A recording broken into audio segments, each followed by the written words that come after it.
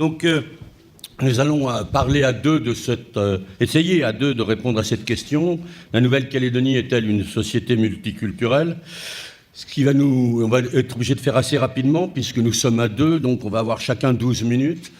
Je parlerai le premier en adoptant un point de vue plutôt macro-sociologique, et puis John ensuite prendra la parole pour essayer d'aborder les choses d'un point de vue plus micro-sociologique, axé sur les recherches dans le secteur social qu'il mène depuis déjà plusieurs années. Alors si on se situe au plan macro-sociologique, aborder la question de la multiculturalité de la société calédonienne suppose déjà qu'on fasse une distinction entre une définition par extension de l'ensemble calédonien et une définition en compréhension. La définition en extension, elle est assez simple à faire. Il est difficilement contestable en extension que la Nouvelle-Calédonie soit autre chose qu'une société multiculturelle. Y vivent et cohabitent des gens qui sont d'origine et de culture extrêmement diverses. Selon le recensement de 2014, 39,1% de Kanaks, 27,1% d'Européens, ce chiffre englobant des gens d'origine assez différente, depuis des Calédoniens dont les familles sont depuis longtemps installées ici, à des originaires de la France métropolitaine dont la présence peut être beaucoup plus récente, enfin 33,8% d'autres, qui représentent quand même une masse assez considérable du point de vue démographique, avec là aussi une grande diversité de cultures, des Wallisiens, des Futuniens autour de 13%, des Tahitiens, etc. etc. Je ne vais pas rentrer dans le détail des chiffres. Donc, en extension, la Nouvelle-Calédonie est bien une société multiculturelle, même si là aussi, il faudrait sans doute mettre quelques bémols. Par exemple, récemment, Françoise Quérol mettait en évidence, qui est une anthropologue calédonienne, que si on prend une définition de la culture ou de la communauté en termes strictement anthropologiques, on peut discuter et se demander si, par exemple, en dehors des Kanaks et des Océaniens, il y a réellement des communautés dans ce pays. Je ne vais pas rentrer dans ce débat-là. Je vais tout de suite passer à la définition en compréhension. Et le seul fait qu'on nous pose la question de savoir si il y a une multiculturalité ici montre que le problème n'est peut-être pas si évident, il n'est pas si évident d'y répondre, et que la question est sans doute grosse d'implicite politique. Alors, si on considère l'accord de Nouméa, qui dessine aujourd'hui les prémices du contrat social qui se fait en Nouvelle-Calédonie, qui est en train de se construire en Nouvelle-Calédonie, il est absolument indéniable, là aussi, qu'il y a une certaine volonté politique de donner place à la multiculturalité calédonienne. Il suffit de penser à la place que va avoir le statut coutumier kanak, le pluralisme juridique en matière civile, avec notamment la création de juridictions coutumières, le rôle des aires, plus largement des autorités coutumières dans la gestion de la coutume, la spécificité des terres coutumières, la place qui va être faite aux langues, etc. Les éléments sont absolument considérables. Pensons aussi au centre culturel de Chibao, à tous les éléments. Comme le dit l'accord Nouméa, il s'agit de donner à la fois à la culture kanak, dans le cadre de la construction de la communauté de destin, les moyens de sa conservation, de sa transmission et de son développement, et à l'ensemble des Calédoniens les moyens de conservation de leur mémoire. Donc, effectivement, une orientation qui est une orientation pluriculturelle, multiculturelle. Maintenant, quand on passe de cette base qui essaye de mettre, je dirais, cette multiculturalité à l'ordre du jour, lorsqu'on essaye de regarder l'application des dispositions de l'accord de Nouméa, alors on s'aperçoit que les choses sont beaucoup plus problématiques. Beaucoup plus problématiques parce que les questions culturelles montrent que, bien entendu, on a mis en œuvre de manière assez systématique les dispositions de l'accord en matière, mais souvent de façon incomplète, et que ces questions-là, comme d'autres d'ailleurs de l'accord de Nouméa, mais peut-être plus que d'autres, sont toujours l'objet de polémiques, de discussions, de tentatives de remise en cause. Et pour une raison qui est assez simple, c'est qu'il semble qu'on ne puisse pas dans ce pays discuter de ces problèmes-là sans tout de suite les aborder à travers le prisme de l'indépendance, pour ou contre l'indépendance. Il semble qu'on ne puisse pas aborder ces questions-là autrement que de manière partisane. Et il suffit de regarder tous ces éléments-là pour s'apercevoir qu'ils sont en permanence remis en cause. Je ne vais pas rentrer ici dans tous les exemples, j'en ai pas le temps, mais pensons à la place des langues, par exemple kanak, qui n'ont toujours pas la place qu'elles devraient avoir à l'intérieur de ce pays, celle qui était prévue par l'accord de Nouméa, et pour des raisons qu'on imagine bien, parce que là encore, c'est tout le temps pour, contre, l'indépendance, etc. Pensons aussi à la place du Sénat coutumier, qui a bien du mal à trouver sa place, malgré l'inscription du Sénat coutumier. Et il suffit de voir, par exemple, les réceptions de la charte du peuple kanak ou des débats sur la jeunesse, dont on peut penser ce qu'on veut, mais qui étaient là pour ouvrir des débats sociétaux, et finalement, ces débats n'auront pas eu lieu. Alors on pourrait citer de nombreux exemples de ce type-là, et qui montrent que dès que nous touchons à ces problèmes de la multiculturalité, c'est impossible de les détacher quasiment au quotidien de tous ces problèmes liés pour ou contre l'indépendance. Alors si on essaye de sortir du simple point de vue politique pour rentrer dans le type de société dans lequel se trouve aujourd'hui la Nouvelle-Calédonie, je ne vais pas avoir un temps fou pour développer les choses, mais la Nouvelle-Calédonie des années 60, début des années 70, n'est pas une société multiculturelle, si on entend par là une société qui assume réellement cette diversité culturelle, s'organise autour d'elle et en fait un principe et cherche à créer de l'interculturalité.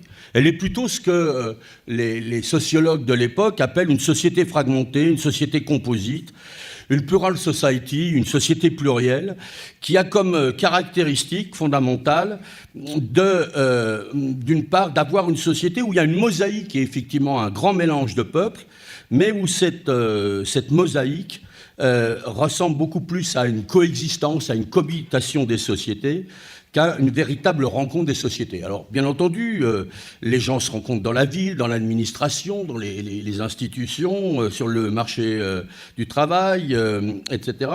Mais chaque société conserve ses propres organisations, et ce qui unit seulement cette communauté, c'est une référence politique commune au gouvernement ou colonial ou national qui est présente.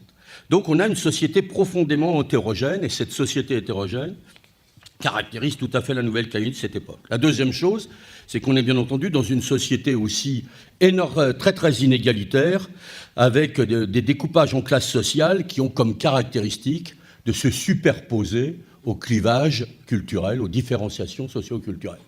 Il est bien évident que c'est très inégalitaire et que, vous le comprendrez bien, les classes les plus élevées n'appartiennent pas au peuple autochtone, qui sont plutôt les classes les plus basses, et puis que les classes les plus hautes sont plutôt du côté des gens issus des pays colonisateurs, même si à l'intérieur même de ces classes dites où il y a les Européens, il y a aussi de très fortes inégalités à l'intérieur même de la société. Le troisième caractéristique, c'est la domination européenne, qui est extrêmement forte. Les Européens jouent un rôle et une influence dominante à l'intérieur de ces sociétés-là, qui est sans commune mesure avec leur poids démographique. La langue de la population européenne s'impose à tous, l'espace public, l'enseignement, l'information, les médias en général, les institutions culturelles, la justice, la direction de l'économie, l'administration. En fait, toute la culture au sens socio-anthropologique est organisée selon un modèle européen, avec toutes les conséquences que ça peut avoir, et sur lequel, malheureusement, compte tenu du temps qui m'est imparti, je ne vais pas avoir le temps de me donner. Ce qui me paraît important, c'est de se dire que cette caractéristique d'une société plurielle, partout où il y a des sociétés plurielles, elles vont évoluer. Et elles vont évoluer du fait de la progression des revendications nationalistes et des indépendances en Asie, en Afrique. En Nouvelle-Calédonie, elle va demeurer, et elle va demeurer dans un contexte très particulier. Là aussi, il faudrait plus de temps pour pouvoir en parler. Le fait qu'à un moment donné, la Nouvelle-Calédonie, après 1945, va connaître une très très forte autonomie qui va s'approfondir à travers toutes les années 50. Et cette autonomie, à l'époque, est dominée par un parti dont vous connaissez tous la devise, l'Union calédonienne première mouture, qui est 2 couleurs, un seul peuple. Et cette unité va vers une profonde autonomie qui évolue. Vraiment, l'essentiel de la population est autonomiste. Or, à un moment donné, à partir des années 60, pour des raisons de politique intérieure et internationale de la France contre l'avis même des gens, je pourrais vous citer les textes, etc., va reprendre ses billes et arrêter le processus qui est là. Et en faisant ça, elle ne va pas simplement mettre fin à l'économie interne, elle va créer à l'intérieur même de la société calédonienne la fin d'un mouvement d'émancipation, elle va casser le contrat social avec les gens, comme en plus on va faire venir des populations entières, on va rendre minoritaire la population autochtone qui était là, et là on va avoir une caractéristique très claire, c'est que le clivage communautaire va devenir un clivage conflictuel, un clivage qui va être aussi un clivage politique, qui va commencer à nourrir des imaginaires communautaires et politiques de l'adversité extrêmement fort à l'intérieur de ce pays, clivage dont nous avons aujourd'hui beaucoup de mal à sortir. Alors, il est évident que, bien entendu, beaucoup de progrès ont été faits. Et dans le texte que j'ai écrit, que j'aurais malheureusement pas le temps de développer ici, je peux vous montrer les progrès économiques. Jamais les interdépendances fonctionnelles à l'intérieur de la société calédonienne n'ont été si fortes qu'aujourd'hui. Même si un certain nombre de problèmes demeurent, et notamment le fait que partout le rééquilibrage n'a pas porté ses fruits. Je pense notamment en matière économique, on sait qu'il y a encore des inégalités socio-économiques très fortes. Pensons aussi à la place de la culture kanak et des langues kanak à l'école et de la difficulté aujourd'hui, quand on regarde les inégalités d'accès de réussite scolaire, le monde kanak est aujourd'hui, et les communautés océaniennes ont beaucoup de mal aujourd'hui à pouvoir accéder aux études supérieures, etc. J'ai malheureusement pas le temps, là aussi, d'aller jusqu'au bout de cette affaire-là. Ce qui est important à comprendre, c'est que, bien entendu, beaucoup de choses sont arrivées, mais que, d'une certaine manière, eh bien, les inégalités sociales et économiques, les différenciations culturelles, eh bien, demeurent et qu'elles se superposent aussi avec les clivages politiques. La structure politique de la société calédonienne reste une structure extrêmement clivée, avec une structure communautaire potentiellement conflictuelle. Comment on sort de cette affaire-là? Je pense que, bien entendu, on peut discuter de ça, et ce n'est pas le sujet pour un sociologue proprement dit. Je voudrais simplement montrer que malgré tout ce qui a pu être gagné par l'accord de Nouméa, et après je vais laisser passer la parole à John, l'accord de Nouméa laisse 3 points aveugles à l'intérieur de la société calédonienne, des sortes de doubles contraintes ou d'injonctions paradoxales. On appelle injonction paradoxale ou double contrainte, vous savez, des messages que l'on envoie. Il y a 2 messages en même temps, mais ils sont passablement contradictoires et on ne peut pas répondre à l'un sans avoir le sentiment, ou prendre le risque du sentiment qu'on est en train à ce moment-là, de rejeter l'autre. Pour la communauté kanak, majoritairement indépendantiste, elle se voit reconnaître le droit à l'autodétermination et à la décolonisation, mais au nom de la communauté de destin, elle se voit aussi rappeler son obligation, au nom de l'idéologie démocratique, non seulement de faire place aux autres communautés à leurs droits, ce qui est acté depuis 1988, mais encore de subordonner l'exercice de son droit à l'autodétermination à l'approbation de ces autres populations aujourd'hui majoritaires électoralement, mais qui n'ont pas elles-mêmes été colonisées. Alors je sais que beaucoup parmi les auditeurs de ce colloque me diront que c'est là une question réglée, mais je leur dis qu'en tant qu'anthropologue, je crois que c'est très loin d'être le cas pour beaucoup de Kanaks. La double contrainte n'est pas moindre pour la société de souche européenne, puisque d'une certaine manière, tout en lui promettant la conservation de ses droits, les droits de citoyens français, l'accord leur demande non seulement d'endosser quasiment à eux seuls le poids de la colonisation alors qu'elles n'ont pas été instigatrices de cette colonisation, mais encore de négocier avec les représentants kanaks nationalistes la solution du contentieux colonial dont elles voient mal comment celle-ci ne bouleverserait pas radicalement leur mode de vie et leur position sociale. Pour l'État français aussi, problème de double contrainte, puisqu'il est au nom des principes de la République comme aux yeux de la communauté internationale, il nous faut impérativement à la fois décoloniser, ce qu'on lui reproche souvent de ne pas savoir faire, préserver les droits de ses ressortissants, respecter sa constitution et tenter de maintenir autant que faire se peut la position française dans le Pacifique. On reconnaîtra qu'il y a là tout un faisceau de difficultés pour une résolution sereine de la question calédonienne, des difficultés majeures car en définitive elles touchent au sacré de chacun des partenaires signataires de l'accord de Nouméa et de leurs communautés culturelles respectives. Je ne les évoque pas ici pour montrer que c'est impossible de sortir de cette situation-là, mais simplement pour montrer que le chemin est encore long et à bien des égards incertain, Et pour montrer que la réponse à la question de savoir si la Nouvelle-Calédonie est une société multiculturelle passe par une réponse préalable à la question de savoir si elle peut déjà faire réellement société, en desserrant les contraintes et les implications aussi involontaires que pernicieuses de sa structure politique actuelle, toujours éminemment politique, toujours éminemment conflictuelle, savoir si elle peut s'extirper de la confrontation de deux imaginaires communautaires et politiques, de l'adversité qui la soude encore aujourd'hui. Je passe la parole à John.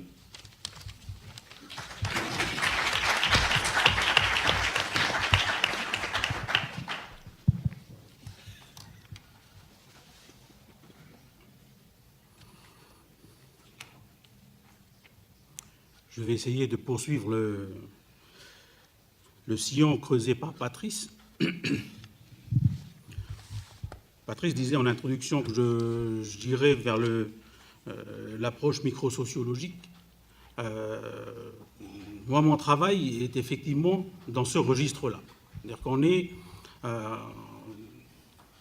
pas que les accords politiques, que tout ça soit très loin de nous, on est dans éprouver ce qu'on a pu générer comme accord. Poser cette question-là me laisse quand même un peu dubitatif.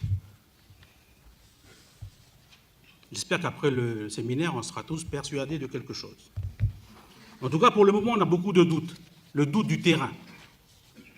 Le travail social éprouve la question de cette multiculturalité, transculturalité, en tout cas, cette espèce de mélange en tout genre. Le travail social est assez éclairant sur les positions des uns et des autres. Des fois, des positions où il n'y a pas d'entente possible, il n'y a pas d'accord possible. Quand on suit des familles, quand on suit même des étudiants, on sent derrière ce fossé qui continue. Depuis quelque temps, on voit fleurir ici en Calédonie beaucoup d'éléments qui viennent nous dire qu'en finalement, la multiculturalité, il faudra revoir les modalités. On a beaucoup de professions qui sont là, qui essayent de nous dire que tout va bien. Il y a des mots comme ça, des mots alors c'est des mots valises, mais qui illustrent bien la difficulté du terrain. On a toujours parlé de passerelles. Quand on commence à parler de discussions, que ce soit d'école et tout ça, on parle de passerelles. Il faut des passerelles. Il faut des personnes ressources. Il faut des médiateurs. Il faut un terrain neutre. Une fois qu'on a dit tout ça, le terrain nous rappelle à la vérité du terrain. Tout ça, ça a effectivement du sens. Tous ces mots que je viens de citer, ça a du sens. Mais du sens sur quel terrain? Le terrain calédonien, il est accidenté. Je travaille aussi bien sur Pierre-Lanquette, Tindu, que sur Wailou, Canala, Thio, avec tous les clichés qu'on peut avoir sur ces communes-là. Mais on travaille aussi sur l'IFO. Et on mesure, moi je mesure tous les jours la difficulté. Accompagner des éducateurs pour jouer le casque bleu, c'est très compliqué. Parce qu'il faudra redéfinir les modalités d'accompagnement de ces éducateurs, essentiellement métropolitains, sur un terrain qu'ils ne connaissent pas. Et que je voudrais rajouter, qu'ils ne veulent pas connaître. Si au moins il y avait une soif d'altérité, je dirais c'est très simple. Mais là, on n'est pas dans ces schémas-là. On est dans un schéma qui est à sens unique. Quand on me dit passerelle, j'ai dit qu'il faut que la passerelle soit dans les deux sens, parce qu'une passerelle à sens unique réduit les champs d'intervention, réduit l'accompagnement social.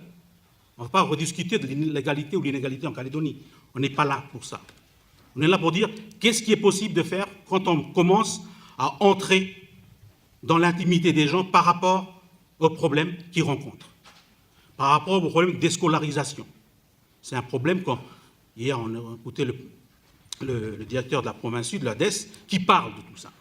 Mais concrètement, accompagner des gens qui n'y croient pas à la valeur de l'école, leur dire, mais il faut quand même aller à l'école. Motiver vos enfants pour aller à l'école. Pour quelle finalité? Quelque part, jouer le rôle de médiateur, c'est être complice de tout ce qui se passe. Et c'est toute la difficulté. Oui, Patrice, il disait, c'est multiculturel.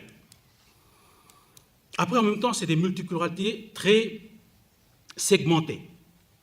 Il y a des gens qui vont jouer un peu tous ces passeurs, comme diraient certains, des passeurs de culture, de passeurs d'idées, de passeurs de conscience, avec la finalité au bout de dire, mais finalement, je suis mieux entre les miens. Je suis plus en sécurité chez moi. On a des exemples. On a travaillé sur Thio, on parlait de l'après-incendie du collège de Thio. Discussion avec la commune. Les personnes qui ont participé à la manifestation. Oui, on était tous motivés. Deuxième manifestation, vous êtes tous motivés? Non, on n'est pas motivés. Quelle est la différence entre la première manifestation et la seconde? Il n'y a pas de médecin de Thio. Il n'y a pas de médecin sorti de l'école de Thio. Qu'est-ce qu'on peut répondre? Pour dire, oui, mais quand même, l'acte d'incendier l'école, c'est quelque chose de grave. On l'entend. On est d'accord avec vous. Mais la finalité même, les modalités même de cette école, nous met quand même en difficulté. La multiculturalité ici pose toujours la question de la loyauté. La loyauté des uns envers les autres. La loyauté entre soi. Et en même temps, c'est un terrain très intéressant, le terrain calédonien. C'est très intéressant. Quand on travaille avec les éducs, on se met à parler. On se met à parler d'eux. Qu'est-ce qu'ils sont venus faire pour le travail? On vit en colocation. Ah. C'est un exemple qui m'a frappé. Et la personne qui dit, moi je vis en colocation, mais j'ai un copain. Ah. Et tu vis avec ton copain? Non, je ne veux pas vivre avec mon copain. C'est très bien comme ça. Lui, il a chez lui, et moi je suis en colocation. Mais je n'ai pas envie de vivre avec lui. Parce que de toute façon, je n'ai pas de projet avec lui. Et tout d'un coup, ça questionne le travail. Quel sens on va produire par rapport à un accompagnement social dont la personne est déjà, dans ses représentations, ils sont sur un autre mode, sur une autre mode de pensée, qui est moi d'abord. Ce n'est pas de dénoncer, c'est les mécanismes dans lesquels les gens sont qui rendent difficiles les passerelles. Faire le lien, faire de la médiation. Quand on parle de médiation culturelle, de quelle culture parlons-nous? De la culture de l'autre ou de ma propre culture que j'ai envie de faire passer? C'est toutes ces interrogations.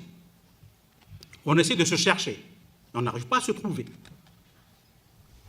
En même temps, la Calédonie, elle est plongée dans les histoires des symboles, où les symboles sont devenus les éléments fédérateurs. On est aussi très férus d'éléments symboliques, de fêtes en tout genre. Parce qu'on se dit que peut-être les fêtes en tout genre vont nous rassembler. Effectivement, ils nous rassemblent, on se retrouve, on fait le tour, mais en même temps, on se rencontre jamais, rarement, on ne fait que se croiser. C'est toute la difficulté de ce travail-là. D'imaginer, mais quelle société multiculturelle j'ai en mémoire dans la société calédonienne. Mon terrain, c'est celui-là. Quand on parle de projection sur l'avenir, c'est très difficile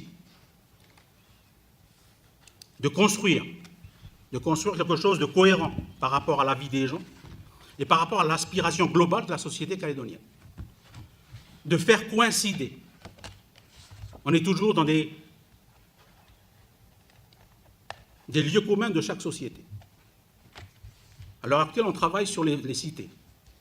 Travailler sur les cités, on s'est dit qu'on va essayer de rendre les cités plus agréables, faciliter la vie des gens. Et après enquête, quand on commence à faire le point sur des enquêtes qu'on a menées sur le terrain, on s'aperçoit que non, les gens ne sont pas du tout dans l'aspiration de modifier quoi que ce soit. Aussi, il faut faire ceci, il faut faire cela, mais bon, on n'y croit pas trop non plus. Et en même temps, il y a une demande, chose qu'on ne s'attendait pas à voir, une demande de sécurité. Les gens, même dans les quartiers, ils ont besoin de sécurité. Alors on se dit, mais de quelle sécurité vous voulez? Ben, on veut des caméras, on veut des clés, on veut des trucs à code, on veut aussi les autres, on veut la même chose que les bâtiments dans les quartiers sud. Et là, on commence à se poser la question. On se pose la question sur quel est l'état psychologique dans lequel les gens sont, la façon dont ils perçoivent, ne serait-ce que la réalité de leur propre quartier. Et on est on est dans ces réalités-là. Quand on parle de terrain, quand on est dans le terrain, on se pose toujours beaucoup de questions. Mais finalement, quel rôle on nous fait jouer quand on est dans des situations tendues en permanence? J'ai égrené quelques noms tout à l'heure de métiers ou de fonctions dans lesquelles les gens sont, parce qu'on est réellement en recherche de qu'est-ce qui fait société. Qu'est-ce qui fait que la société calédonienne a du mal à se trouver?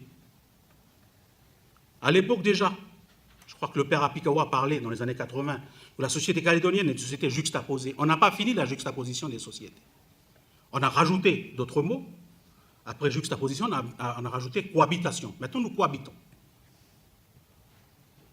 Et en même temps, on vit ensemble. Et on a toujours parlé de vivre ensemble. Mais la difficulté n'est pas le vivre ensemble en Calédonie. La difficulté, c'est de vivre avec les autres. Et on n'a pas encore trouvé la recette de vivre avec les autres. Parce que vivre avec les autres, c'est vivre avec l'autre.